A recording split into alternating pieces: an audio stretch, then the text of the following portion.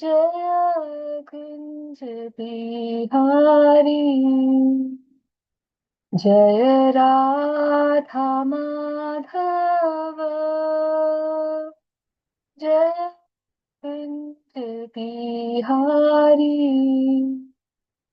जय गोपी जन वल्लभ जय गोपी जन वल्लभ जय गिरिवरधारी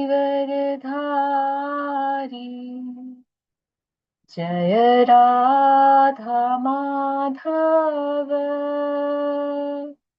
जय कुंज बिहारी जय राधा माधव जय कुंज बिहारी यशोदानंदन व्रज जन रंजन यशोदानंदन व्रज जन रंजन यमुनाती वनचारी जय राधा माधव जय कुंज बिहारी जय राधा माधव जय कुंज बिहारी हरे Krishna Krishna Krishna Hare Hare Hare Ram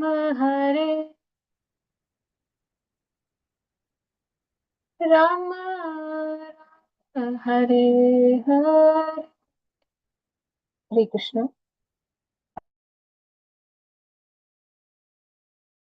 Hare Krishna. Thank you very much, Shalini Mataji. It's wonderful prayers.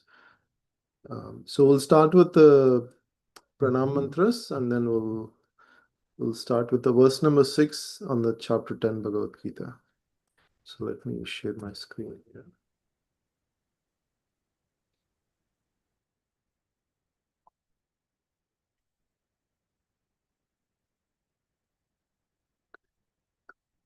So on the pranam mantras, anyone would like to recite, devotees? Yeah, can I read, Prabhuji? Hare Krishna. Yeah. Hare Krishna, Mataji. Yeah, please. Yeah, Hare Krishna, Prabhuji and Mataji, Dandavat Pranam. All glories to Srila Prabhupada. Om Agnana Timirantasya Gnana Salakaya Taksur Unmeritam Ena Tasmai Sri Gurve Namaha Sri Chaitanya Manobistam Stapitam Ena Bhutale Swayam Rupa Kadamayam Dadati Sva Padantikam Vandeham Sri Guru Sri Yuthapada Kamalam Sri Gurun Vaishnavamscha Sri Rupam Sagrajatam Sahaganas Raghunatha Vitam Tam Sajivam Sadvaitam Savadutam Parijana Sahitam Krishna Chaitanya Devam Sri Radha Krishna Padam Sahagana Lalita Sri Visakhan Vitam Cha. Hey Krishna Karuna Sindho Deenabandho Jagatpate Gopisa Gopika Kanta Radha Kanta Namastute Tapta Kanchana Gaurangi Radha Vrunda Vaneshwari Vrishabhanu Sute Devi Pranamami Haripriye Vanchakalpa Tarupyascha Krupa Sindhubhya Evacha Patitanam Pavanebhyo Vaishnavebhyo Namo Namaha. Sri Krishna Chaitanya Prabhu Nityananda Sri Advaita Gadadhara Sri Vasadi Gaura Bhakta Vrinda. Hare Krishna Krishna Krishna Hare Hare Hare Rama Rama Rama Hare Hare. Hare Krishna Prabhuji. Back to Prabhuji. Hare Dandavat Pranam. Krishna. Thank you very much, Mataji, for reciting these prayers. Hare Krishna, dear devotees. So today we are reading chapter 10, the Opulence of the Absolute, from Bhagavad Gita as it is. We're starting from verse number 6. Yeah. Okay, so we'll recite the verse and then I will take turns to recite it. महर्षया सप्त पूर्वे चात्वारो मानवस्तथा मद्भावमानसा जाता येषां लोक इमं प्रजः. Yeah, devotees, anyone would like to recite? I think that will be good.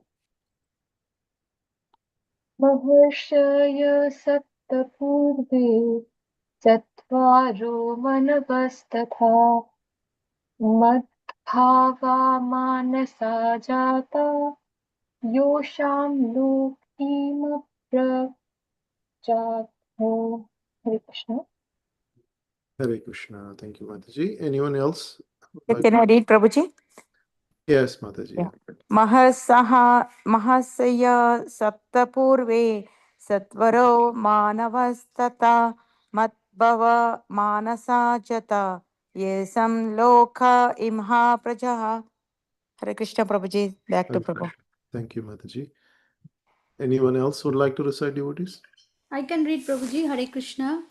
Text 6. Maharsaya sapta purve chadvaro manavastatha madhvava manasa jata yesham loka imaha prajaha. Back to you, Prabhuji. Hare Krishna. Hare Krishna. Thank you, Mataji. Devotees, we can recite synonyms and translation. Anyone would like to recite the synonyms and translation? I can try, Prabhuji. Harani devotees, pranam, all Shloka.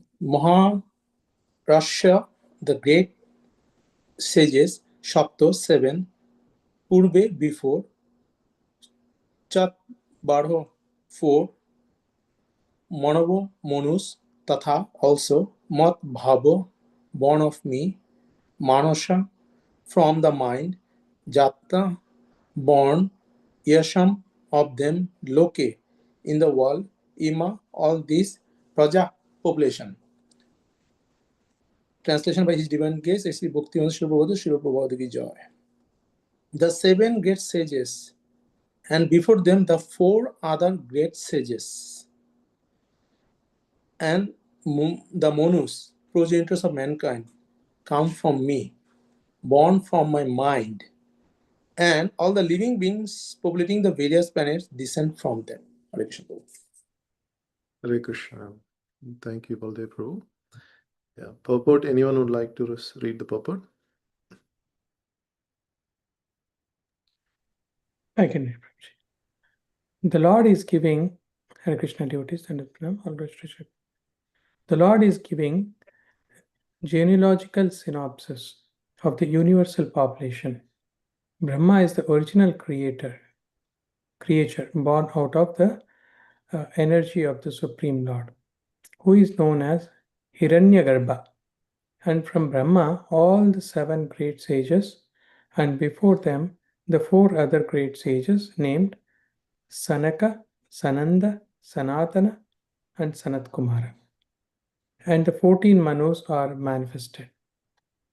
All these 25 great sages are known as the Patricha of the living entities all over the universe.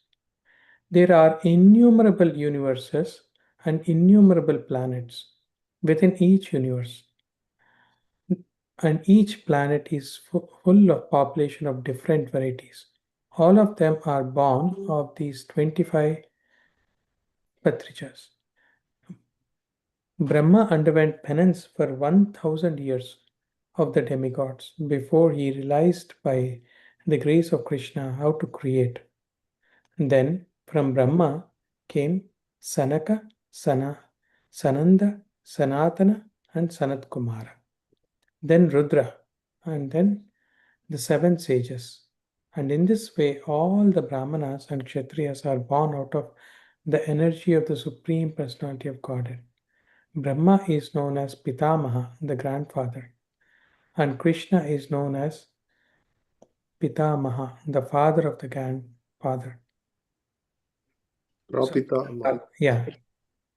Prati, thank you. The father of the grandfather. That is stated in the 11th chapter of Bhagavad Gita, 1139. Thank you. Thank you, Subhakroji. So we'll also recite verse number 7, and then together we can discuss. It's a beautiful verse again. Etam vibhutim yogam cha mama yo vetti tattvataha sa avikalpena yogena yujyate natra samshayaha. So we can take turns to recite and then we'll discuss both verses. Yeah, I can recite for you. Yeah, yes, please. Etam vibhutim yogam cha mama yo veti tattvataha so vikalpena yogena yujyate natra samsayaha. Hare Krishna. Back to you. Thank you, Prabhuji. Anyone else, devotees, would like to recite? I can read it. Yes. Krishna devotees, Dandavat Pranam. Etam vibhutim yogam cha mama yo veti tatvataha so vikalpena yogena yujyate natra samshayaha. Yeah, thank you, Mataji. Anyone else, devotees? Hare Krishna Prabhuji, can I read it, Prabhuji? Yeah, yes, Mataji. Yeah. Etam et etam vibhutam yogam cha mamayo veti tatavatha so vikalpena yojena yujyati natra samsaya. Hare Krishna Prabhuji. Back to Prabhuji. Thank you, Mataji. So we'll go ahead with synonyms and translation. If anyone would like to recite synonyms and translation. Hare Krishna Prabhuji, Dandavat Pranam. I can. Right? Yeah, please. Etam, all this. Vibhutim, opulence. Yugam, mystic power. Cha, also. Mamo, of mine. Ya, anyone who. Vetti, knows. Tattavataha, factually. Sa, he. Avikalpena, without division. Yogena, in devotional service.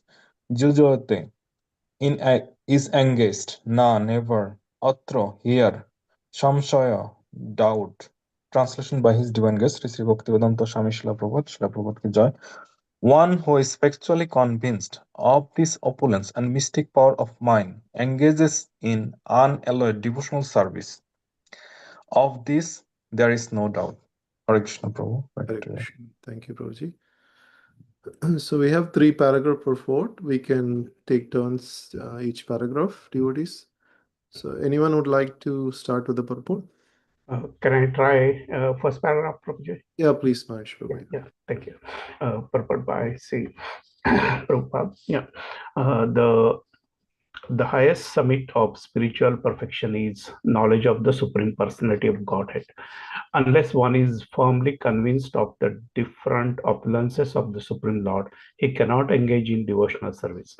Generally, people know that God is great, but they do not know in detail how God is great. Here are the details. If one knows factually how God is great, then naturally he becomes a surrendered soul and engages himself in the devotional service of the Lord. When one factually knows the opulences of the Supreme, there is no alternative but to surrender to Him. This factual knowledge can be known from the description in Srimad Bhagavatam and Bhagavad Gita and similar literatures. Thank you, Prabhuji. Yeah. Thank you, Mahesh Prabhu. Anyone else would like to read second paragraph, devotees? I can read if you like. Yes, Prabhu. Yeah. Okay, thank you.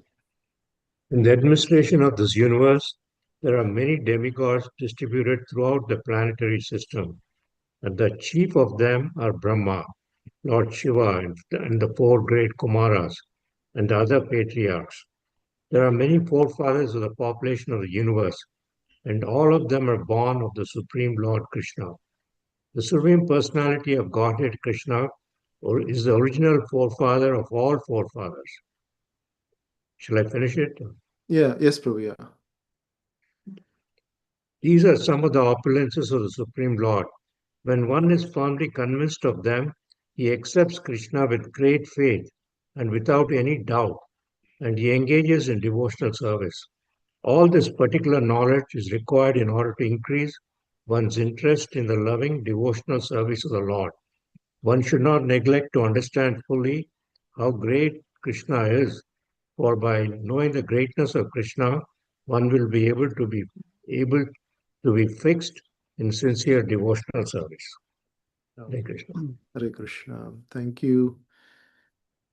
Thank you, Prabhuji. So we read the both verse number 6 as well as verse number 7.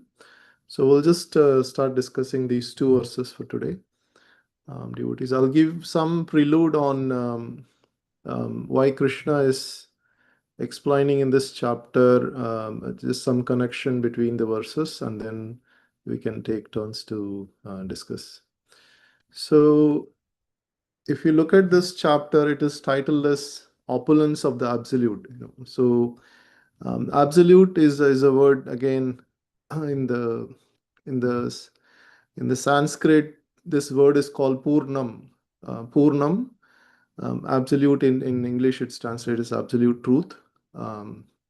So in the first verse of Bhagavatam, it is said Satyam Param Dhimahi, so that the truth, the supreme, the absolute truth, that is the source of everything in the manifestation. So whatever we see, it came from the absolute truth. So in Sanskrit, the God or Supreme Lord is defined is very perfectly in a way that no one, there is no doubt at all. Like, so that which everything manifests, everything emanates, that is Supreme Lord. So we can understand that even as the living entities, we are also manifested from the Supreme Lord. The material nature, the Prakriti, that is also manifested from the Supreme Lord.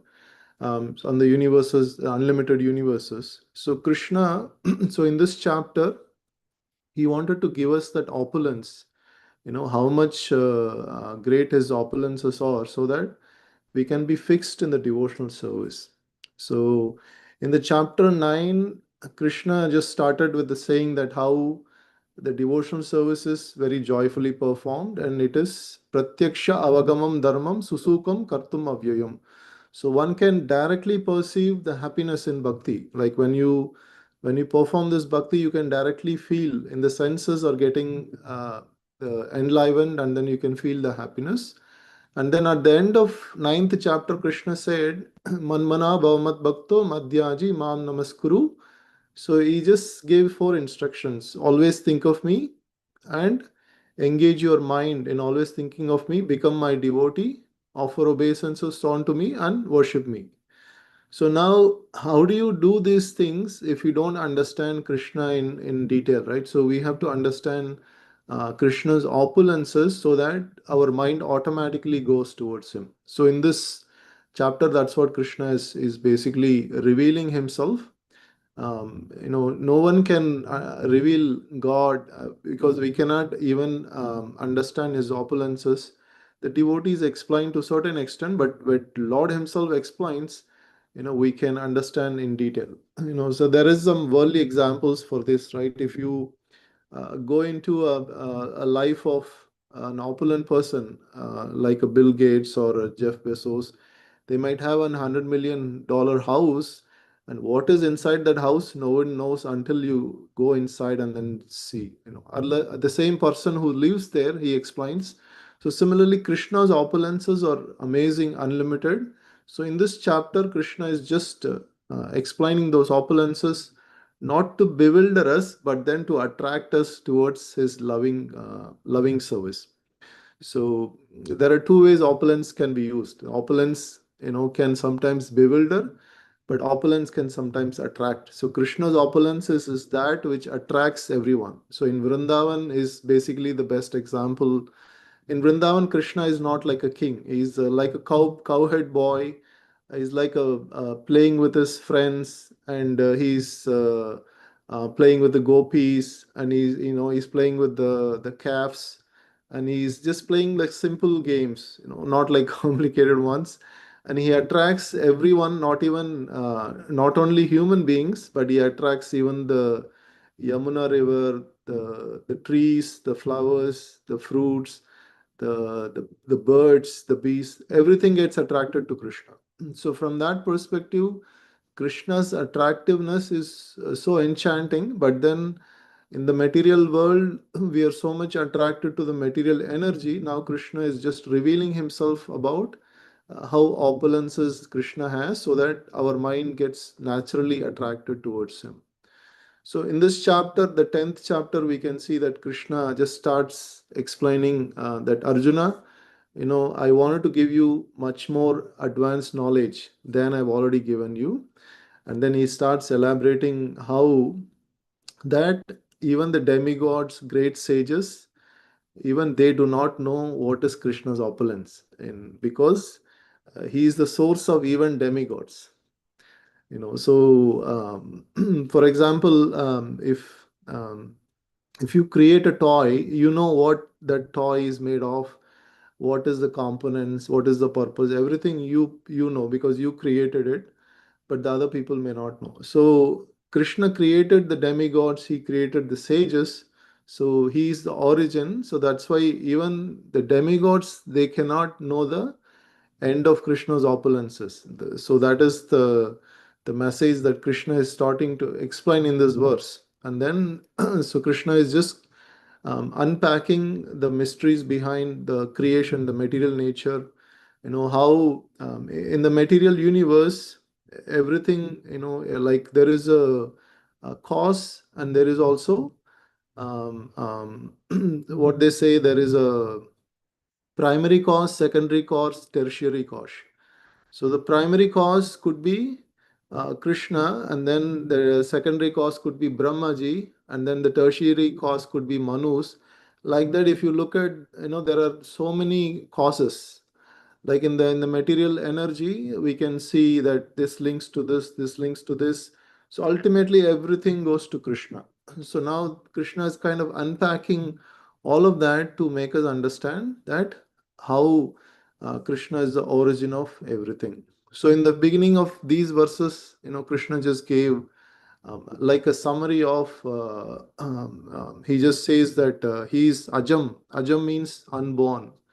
So, we don't have any idea of unborn. Like everything is born, everything is takes five different transformations. It is born, it grows for some time, it produces byproducts, it dwindles, and it perishes. So these are the five stages.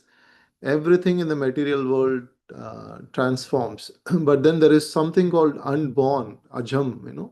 So Krishna is unborn. Even the living entity is unborn. The spirit soul, Krishna says the spirit soul is also part and parcel of Krishna, and therefore it never took. There is not an instant that it was the body may be formed in a particular time, but then the spirit soul itself is eternal. So the body may perish at certain time, but then the soul inside the body is eternal. So from that perspective, Krishna is unborn, and we are being part and parcel of Krishna. We are also unborn. So Supreme Lord is potencies are unlimited. So he's just trying to give us like a little bit of introduction in the verse number 3, saying that how we can understand Krishna only if we are undiluted. Undiluted means we have to come out of that delusion. And then the another criteria Krishna says, we should be freed from all sinful activities or sinful tendencies. So then we can understand Krishna. So the even attempt to make understand Krishna through Bhagavad Gita, that is also a pious activity. Just by reading Bhagavad Gita, we get so much piety that we can start to understand Krishna. So now the verse number 6 and 7. So Krishna is unpacking. Basically, in the verse number 6, Krishna is saying that there are Sapta Rishis in the universe, how the one universe is created. Like in the one universe, there are 14 planetary systems. From the topmost planet Brahmaloka till the lowest planet Patala Loka, there are in between 12 planets, 12 planetary systems. So the seven above is Bhu, Bhuvar, Swar, Mahar, Tapas, Janas, and Satyaloka or Brahmaloka.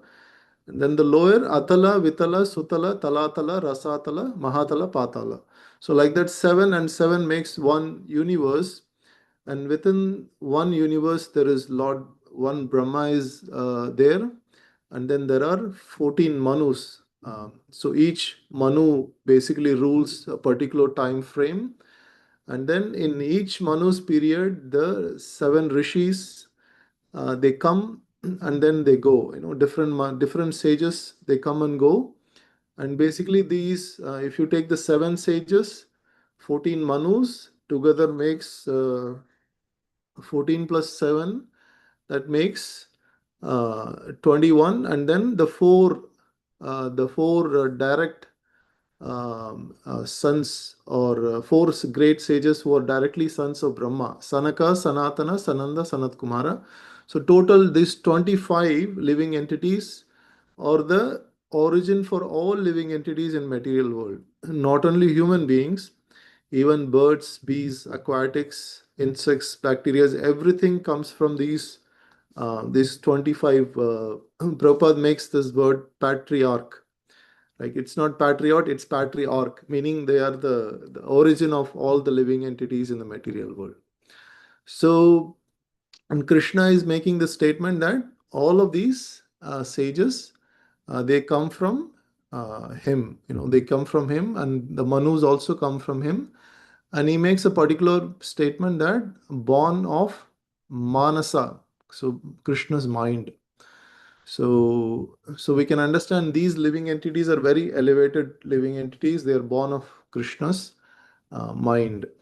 So and then in the next verse, Krishna is saying the Vibhutim means the opulence of Krishna. He is basically one who understands the mystic opulence, the Vibhutim Yogam, and he's saying that Krishna is saying Mama Yo Vetti Tatvataha. So this word Tatvataha meaning in truth.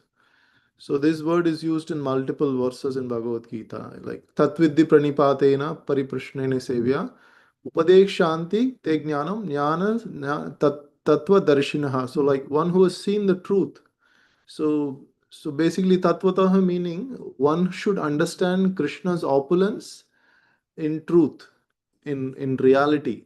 Then what happens? Krishna is saying that avi kalpena yogena. So one automatically just yogena means in connects with Krishna in devotional service.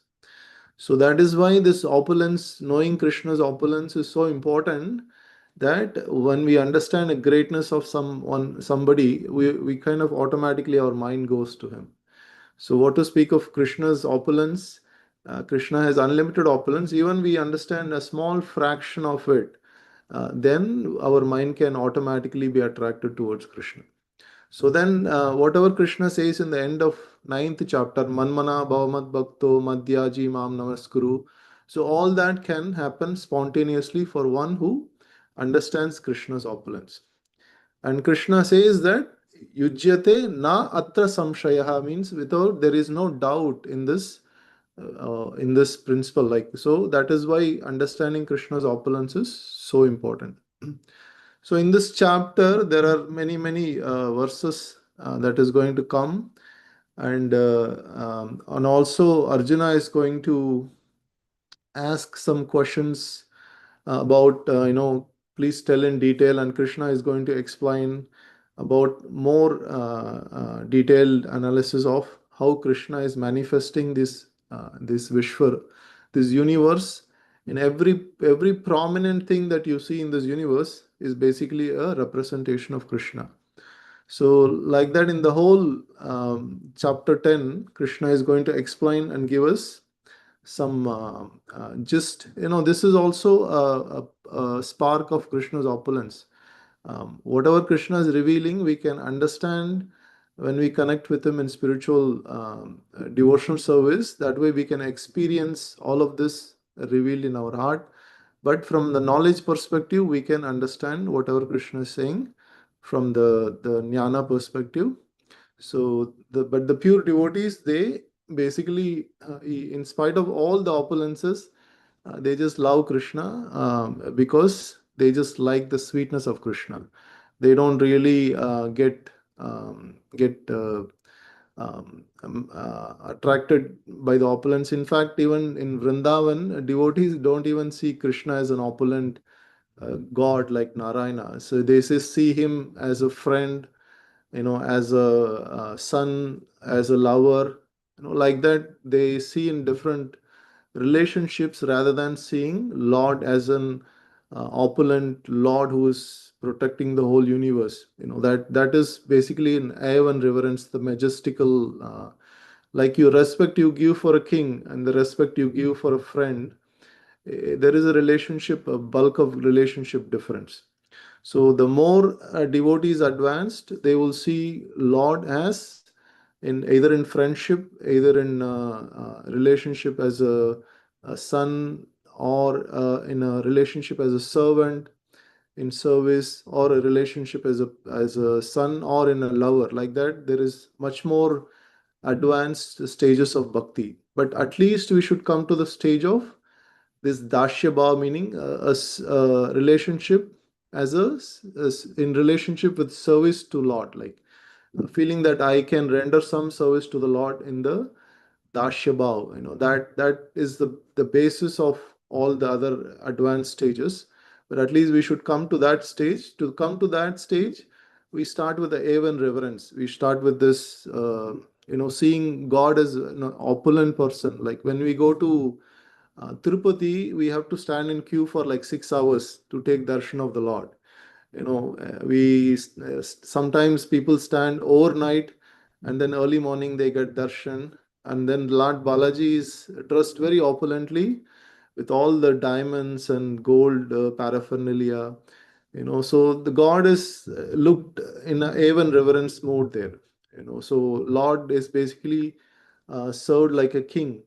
So that mood is required to at least come to the stage of Dashya Bhav. But after that, there is advanced stages where someone can see Krishna as a friend, like Arjuna is seeing Krishna as a friend. Even though Krishna is so opulent, Krishna even shows the Vishwarupa, and then he shows the Narayan Rupa. And then Arjuna says, I'm so much terrified, by seeing the Kala Rupa, and now you're showing me this Chaturbhuj Narayan Rupa. But Krishna, I actually wanted to see you in the two-handed form, which is very pleasing. And then Krishna comes back to the two-handed form. So and then Prabhupada explains that this two-handed form is basically the most secret of all secrets, to see God in that form. As a friend, Arjuna is seeing, that is much more sweet and much more elevated than seeing God in a very opulent awe and reverence. So, but it will take us time to understand that kind of bhava or mood. But everything starts from the servitude, the mood of service. So that is why we say in the school, like, teacher, the students always take something, an apple or a fruit, some gift to the teacher, so that way there is a relationship that gets established.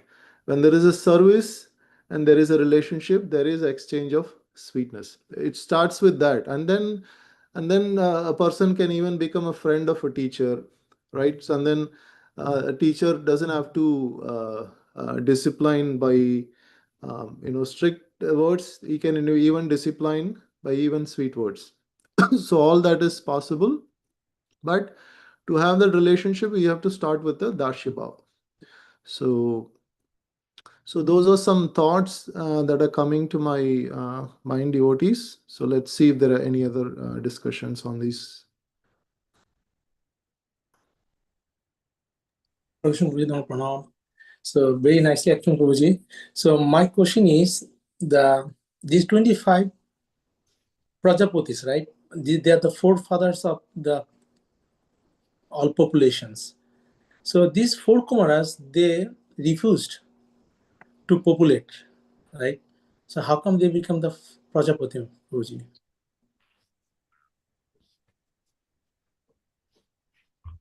Guruji, you're mute. Hare Krishna. So yeah, that's true, Prabhuji. They are Akanda Naishtika brahmacharis. So they they have not um, they have not married. But my understanding is there could be possibility that they from their mind um, some living entities are manifested, or Prabhupada was just saying that that the whole the creation started from there, not necessarily. If you look at the Daksha Prajapati, right? So he is the progenitor. So from Daksha Prajapati, all of the demigods, even Daityas, Aditi and Aditi, right? He had 13 daughters, right? So Diti and Adi Kashyap Muni married all 16 daughters, I believe. So Kashyap Muni married almost 13 of them. And Diti, Aditi, so from Aditi, all the demigods appeared. From Diti, all the Daityas appeared. And then from others' womb, the other living entities, the beasts, the birds, the aquatics, like that. If you look at that particular progenitor, like everything manifested from those daughters of Daksha. So that probably in one particular manvantara, maybe like that, there are each manvantras, each progenitors, they basically populate the universe. But my understanding is Prabhupada just giving that other than this 25, there is no other no other source kind of a thing. Not necessarily that they populated, but they are Naistika brahmacharis, like you said. So Thank you, Guruji. Yeah.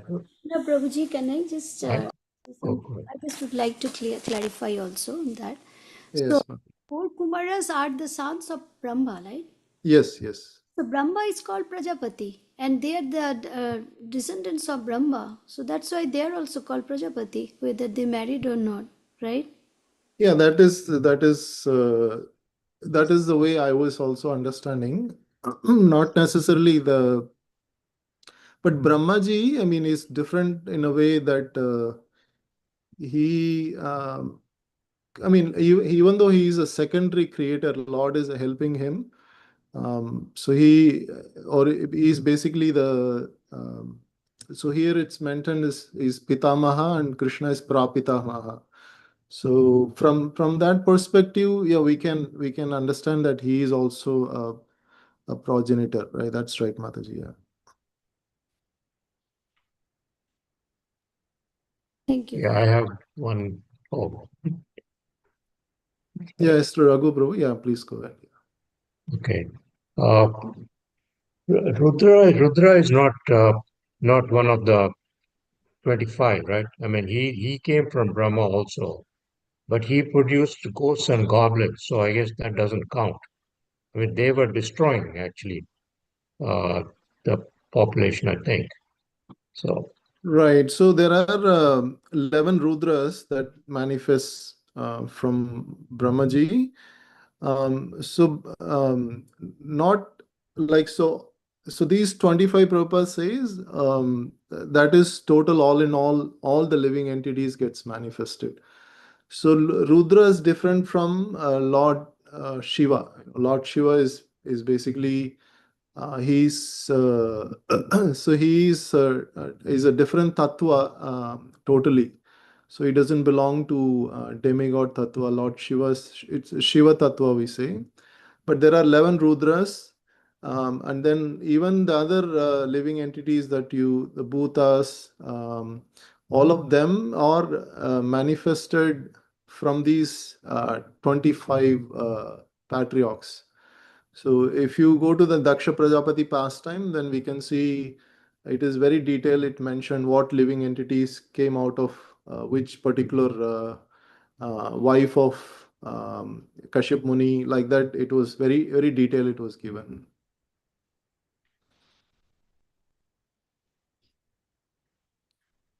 Thank you. Thank you. Called Sadashiva, right, Prabhuji, in that Shiva Tattva? Yeah, Sadashiva, yes, yes. So Sadashiva, Lord Sadashiva is basically is beyond this material creation. So he doesn't he's not a living entity, or he's neither a demigod. He's in Shiva Tattva. So Hare Krishna, Dara Mataji, you have a question? Hare Krishna Prabhuji. Yes. I was just wondering, so Sri Narad Muni, he is also Brahmaputra. So where does he fall into in all this? Yeah, Narada Muni is also Brahmaputra. That's right. So he manifests. So in the past time that we hear that it was mentioned that Narada Muni he himself recites his past life to Vyasadeva, and then he says that I was in the demigod's planet as Gandharva, and then I have fallen down, and then I took birth as a Sudra in the in the womb of a maid servant, and then I was serving the Paramahamsas, and then he got elevated to the position of Narada Muni. So in that pastime, it was mentioned that he again went into the uh, when the pralaya happened, again he went into the body of Mahavishnu, and the next time when the creation happened, that time he appeared as son of Brahmaji. So that could be in a uh, different day of Brahma.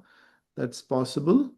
Uh, yeah, like you said, he's son of Brahma, but then it could be a different day. But we don't know that this particular. There are in one day of Brahma itself there are 14 Manus. They come and go, so it could be in a different day of Brahma. That Okay, thank you, Prabhuji. yeah. Thank you, Mataji. And also, Prabhuji, I think Narad Muni is one of the 12 Mahajans, right, Prabhuji? And that's what I heard. And also in Bhagavad Gita, Lord Krishna says that of all the sages among the demigods, I am Narada. So he's Nara, yes, part of. yeah, And the other thing is he was also celibate, just like the Sanat Kumaras, right, Narada Munis. So right, there's no progeny as such. Right. yes. And in fact, he was deviating all the sons of what is his name? Daksha Prajapati. Daksha Prajapati into celibacy. Right. And that's why Daksha Prajapati curses him that you will not stay in one place. He takes that as a benediction and goes all over the universes and Right, right. delivers all the people. Yeah, first time he has 1,000 sons, and Daksha instructs them, now hear my instruction, please go and propagate the create progeny, and then they go and do tapasya in one of the auspicious holy place in Kund, Narayani Kund, I believe. So there they do extreme austerities, and then they were about to follow the instructions. At that time, Narada Muni appears and says, you're taking so much struggle to populate the world. Why you are doing this? Not necessary. You're already very elevated in knowledge, elevated in Krishna consciousness. So you don't need to take the struggle. And then they all took sannyas. So, and then Narada Muni goes and tells Daksha that all of your 1,000 sons, they took sannyasa, and Daksha controls himself. He says, okay, whatever you've done may be good, that's fine. And then again, 1,000 sons, he sends them to Narayani Kund, and then they do also perform austerities. So second time, Narada Muni goes and says that you should all follow your brothers. They all very elevated in knowledge. They are very advanced. They didn't take the trouble and they all took sannyas, so they also take the same path. So this time Daksha was really, I'm not able to fulfill the Lord's order, and Narada is basically, he criticizes Narada Muni, thinking that he just misdirected them and they were not elevated, they were not advanced in knowledge. They took sannyas merely out of some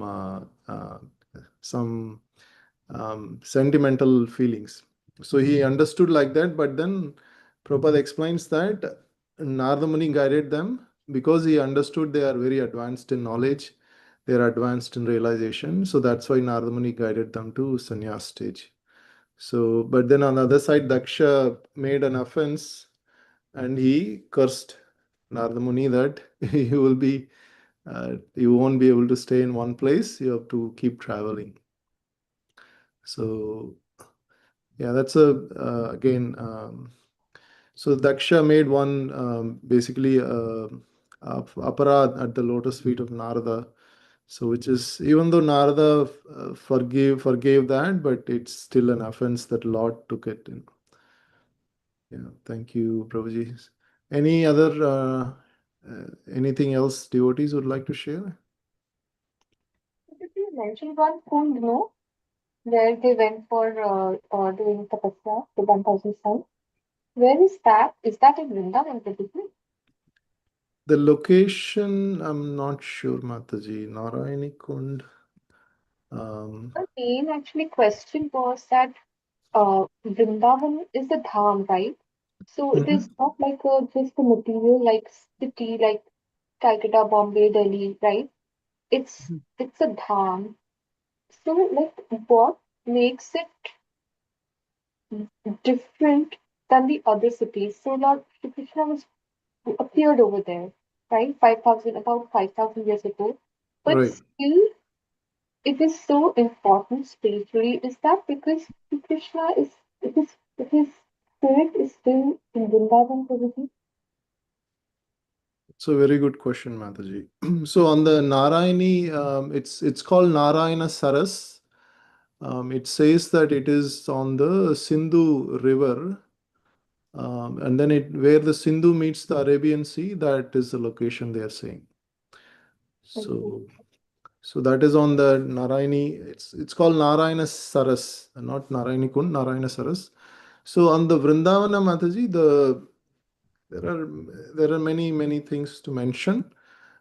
So Krishna,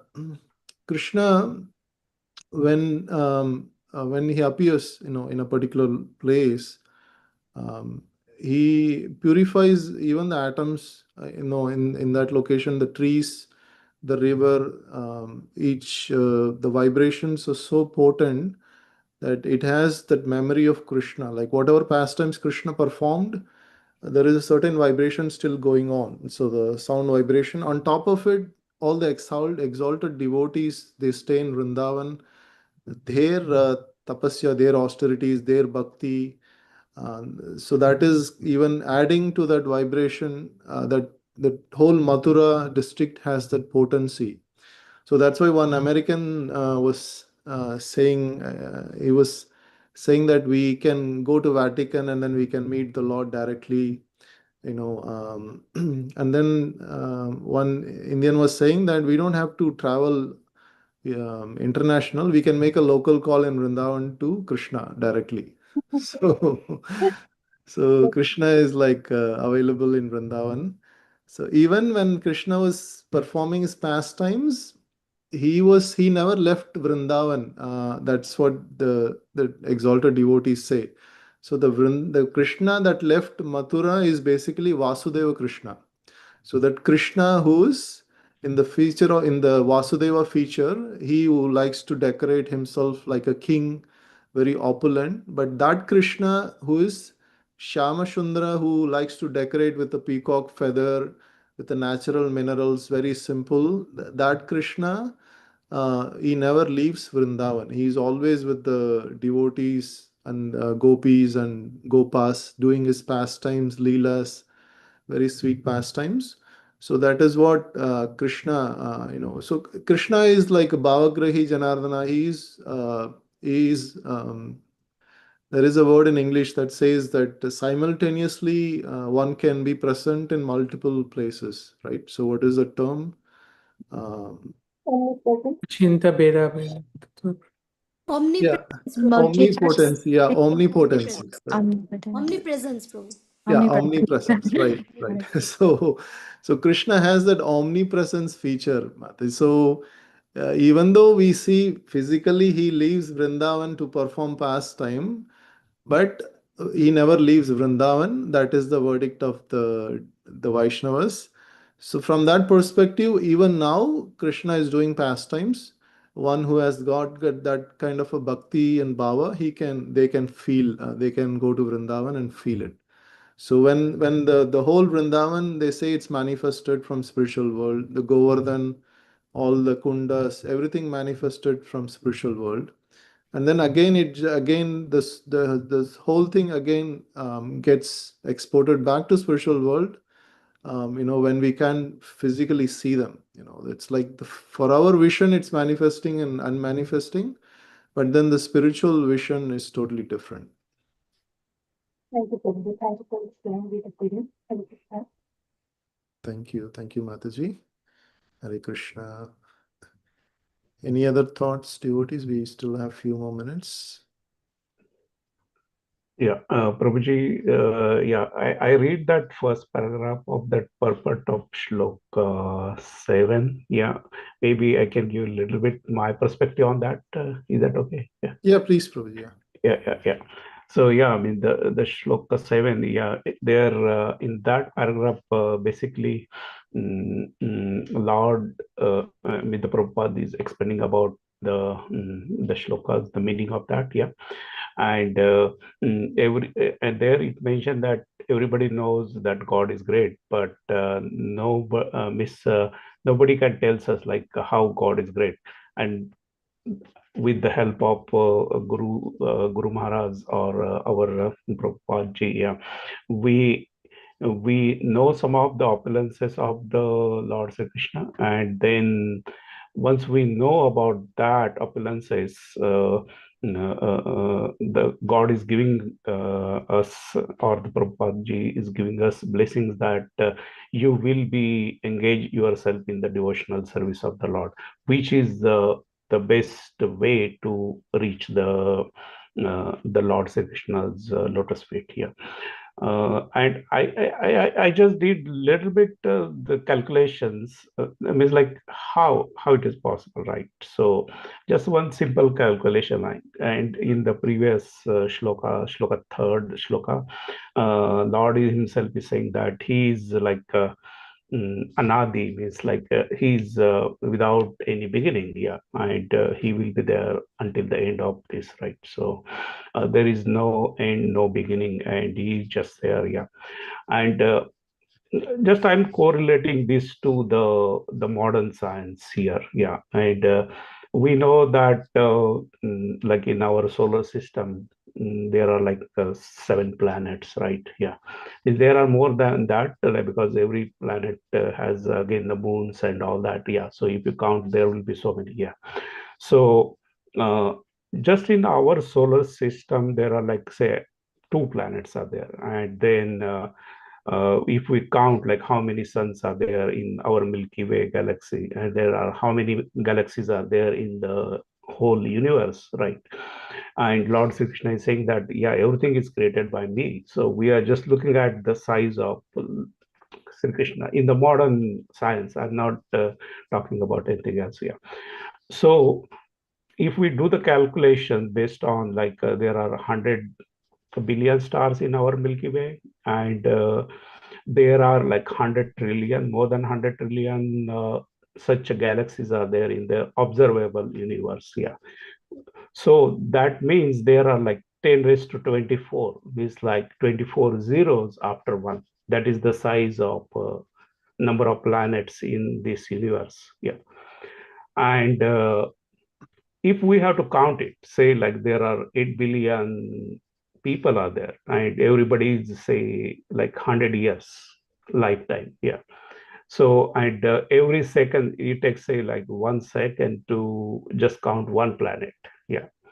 So if we do that calculation, we divide 10 raised to 24 divided by the 8 billion times 100 years times 24 hours times 60 minutes and 60 minutes by 60 seconds. Yeah, still it will take like 1.5 billion years. Is 1.5 billion, and we are saying the Earth is like a 4 billion year old, right? And there are constantly new galaxies we are finding, new star systems we are finding, and all that, right? So even with the modern science and modern knowledge, I don't think we can count even the planets. Forget about the people on those planets, the systems, the living entities, non-living entities, right? So it is like phenomenal, right? It is beyond our knowledge, even with the modern science, with the help of modern science, right? Yeah. So this is just the one opulence of Lord Sri Krishna. Yes. And by knowing that one opulence of that Lord, I don't think you have to look anywhere else, right? Means we can just engage in his lotus feet. And that is, I think, the devotional service of the Lord right here. So I'm not talking about any other opulences which are there. And in last few verses, yeah, we mention about like different opulences of the Lord Sri Krishna. Yeah. So this even with the modern science, also I feel that man, we are nowhere near. Yeah, we don't know Lord Sri Krishna. We don't know anything about that. Yeah. So only by the devotional service to him, I think we will be able to know him very well. I think that's my 2 cents on this one. Yeah, this paragraph. Yeah. Thank you, Prabhuji. Yeah. Thank you very much, Mahesh Prabhu. Yes, like you mentioned, the universe is very, very mysterious. Yeah, And that's true. we can, yeah. So the essence is to connect everything, all opulence with Krishna. Like you connected at the end that, just this one opulence of Krishna is that connection is where, and even the scientists know that Prakriti is very mysterious. They know there are so many millions of stars, but they don't connect with Krishna. So when you connect with Krishna, then your knowledge becomes perfect. Then you can actually reach the lotus feet of Krishna. That way, your love can be channeled to that person who is beyond the whole cosmic manifestation. Because at the end of the day, everyone wants to be loved and everyone Yeah. want to love, right? That is a propensity. So that propensity, if it is channeled towards Krishna, then our propensity gets satisfied. So but the opulence that you mentioned, that is really wonderful. Like it's very amazing to understand Yeah, all of exactly. these Yeah. facts. Probably you're a mathematician, you're able to explain a little bit about that. Yeah. Thank you, Prabhuji. Thank you, Prabhuji. Yeah, Hare Krishna. Thank you very much, devotees. It's 9:02. So we'll just conclude today's session. So Srimad Bhagavad Gita ki jai, Ananta Koti Vaishnava Vrinda ki jai, Srila Prabhupada ki jai. Vancha kalpatrubhyasya kripa sindhubhya eva cha patitanam pavanebhyo vaishnavebhyo namo namaha. Hare Krishna. Thank you very much, devotees. Sri Krishna. Hare Krishna. Hare Krishna. Hare Krishna. Dandavat pranam. Hare Krishna. Thank you, devotees. Thank you, Prabhuji.